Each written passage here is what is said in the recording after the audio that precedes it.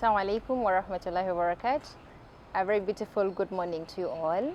We back at CR4PRECALLS with our program of understanding what the environment is, how we benefit from it, and how can we protect and preserve our environment.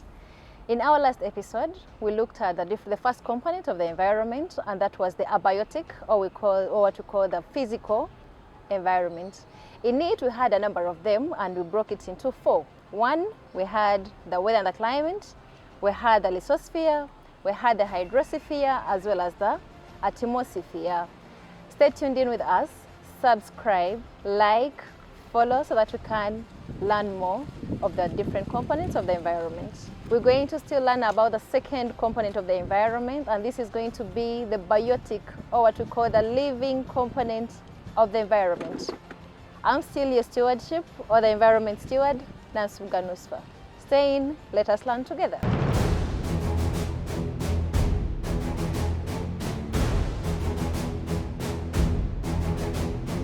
We'll be back from the break. We're going to have the second component of the environment, and this is what we call the biotic, or the living component of our environment. We're going to be looking at the different living organisms in the environment. What are these components? What are these substances that make up our environment that are having life? The first one is going to be the flora, or what we call the plants. These are always mentioned or are named as the producers. These make their own food using different components or using different substances. They make their own food. In these, all what you call the plants, the trees, the crops, mention it. They all fall under the flora. The grass that you very well know, the flowers that most of us have a lot of love for, they all fall under the flora. They provide us with food, they give us the shade, they help us in the formation of rainfall, and they're really very essential in trying to help us to emit the carbons from the atmosphere. From them, the second component under the biotic, we have what we call the fauna, or what we call the animals. In this, we're going to look at the second component as the consumers. The first one was the producers. Now we're going to look at the second one as the consumers. For these ones, they do depend on the first one. The fauna depends on the flora.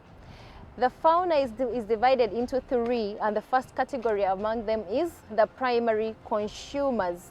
In the primary consumers, they mainly feed from the herbivores. They feed from the herbs, including myself, yourself, the cows, the goats, the sheep. We all feed from the herbs. We feed from the green. Then we have the second component, and that is the secondary consumers. These are carnivores. They feed from the herbivores. The secondary is now consuming from the primary. That is where you're going to find the lions, the snakes, and lastly among them we have the tertiary consumers. These are known as the predators, where you're going to find birds like the eagles. They always feed from only blood. So we look at these components that they also help us to arrange or to make sure that we have continuity of the environment or the human life.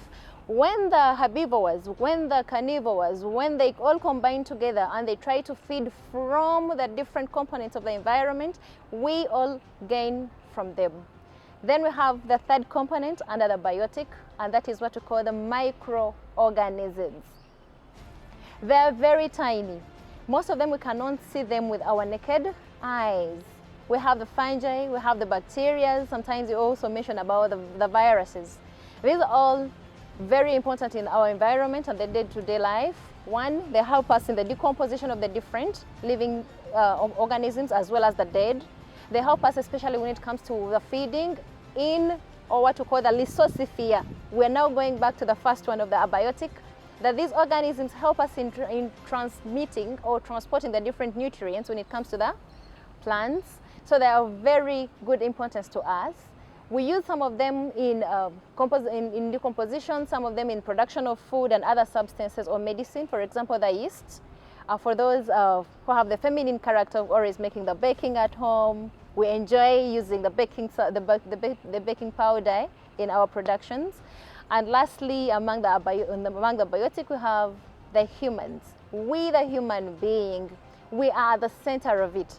We do not produce, however we consume. However, we are very vital in the environment. Why? We are playing a very crucial role in its conservation and protection, and as well we always play a part in either damaging or destructing our environment. Stay tuned in with us. Let's continue learning about the components of the environment.